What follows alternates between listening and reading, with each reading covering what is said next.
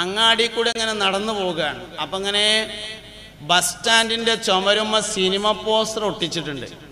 നല്ല പെണ്ണുങ്ങളെ ഫോട്ടോ ഒക്കെ ഉള്ള സിനിമ പോസ്റ്റർ. സാധാരണ ഒരു മനുഷ്യനാണെങ്കിൽ നമുക്ക് ഇങ്ങനെ നോക്കാൻ തോന്നും. പക്ഷെ വാപ്പ ഒപ്പം ഉണ്ടെങ്കിൽ നോക്കാൻ തോന്നൂല, വാപ്പ കൂടെ ഉണ്ടെങ്കിൽ നോക്കാൻ തോന്നൂല. അപ്പം ഇങ്ങനെ നോക്കാത്ത മാതിരി നിൽക്കും. ഭാര്യ കൂടെ ഉണ്ടെങ്കിലും കഴിയൂല നോക്കാൻ. പക്ഷേ വാപ്പ പെരയിലായിട്ടൊരു കാര്യമില്ല.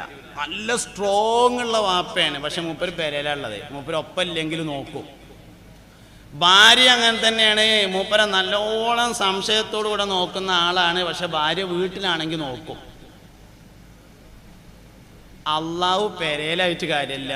അള്ളാഹു കൂടെയുണ്ടെങ്കിലേ തെറ്റുകളിൽ നിന്ന് ഒഴിഞ്ഞു നിൽക്കാൻ കഴിയുള്ളൂ. മഅയ്യത്തിൻ്റെ ബോധം എന്നാണ് അതിന് പറയാ. അള്ളാഹു കൂടെയുണ്ട് എന്ന ബോധം. ഔസുല്ലാദം പഠിപ്പിച്ച അദ്കാറുകളിലുണ്ട്. അല്ലാഹു ഹാദിരി, അല്ലാഹു നാദിരി, അല്ലാഹു ഷാഹിദി, അല്ലാഹു മഈ. അല്ലാഹു ഹാദിരി, അള്ളൻ്റെ അടുത്ത് തന്നെ ഉണ്ട്. അല്ലാഹു നാദിരി, അള്ളന്നെ ഇങ്ങനെ നോക്കുന്നുണ്ട്. അല്ലാഹു ഹാദിരി, അല്ലാഹു ഷാഹിദി, അള്ളന്നെ കാണുന്നുണ്ട്. അല്ലാഹു മഈ, അള്ളൻ്റെ ഒപ്പമുണ്ട്. അള്ളാഹു കൂടെയുണ്ട് എന്ന ബോധം നഷ്ടപ്പെടലാണ് മനുഷ്യൻ്റെ അടിസ്ഥാനപരമായ തെറ്റ്. അതിനെ സൂഫിയാക്കൾ ഗഫലത്ത് എന്നാണ് പറയാം, അശ്രദ്ധ എന്നാണ് പറയാം.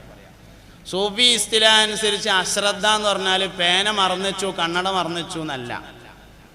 സൂഫി ഇസ്തിലാഹിൽ ഗഫലത്ത്, അശ്രദ്ധ എന്ന് പറഞ്ഞാൽ അള്ളാഹു കൂടെയുണ്ട് എന്ന ബോധം ഒരാൾക്ക് നഷ്ടപ്പെടുന്നതിനാണ് ഗഫലത്ത് എന്ന് പറയുന്നത്.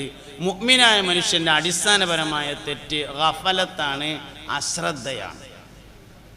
തെറ്റ് വന്നു പോകും അള്ളാഹുവിനെ കുറിച്ച് അശ്രദ്ധയുണ്ടായാൽ. ഇനി വേറൊരു അശ്രദ്ധ കൂടിയുണ്ട്. അതെന്താ വെച്ചാൽ ഞാൻ തെറ്റുകാരനാണ് എന്നതിനെ തൊട്ടുള്ള അശ്രദ്ധ രണ്ടാമത്തെ ഒരു കാര്യമാണ്. അത് ഇസ്തിഗ്ഫാറിന് തടസ്സം നിൽക്കുന്നതാണ്.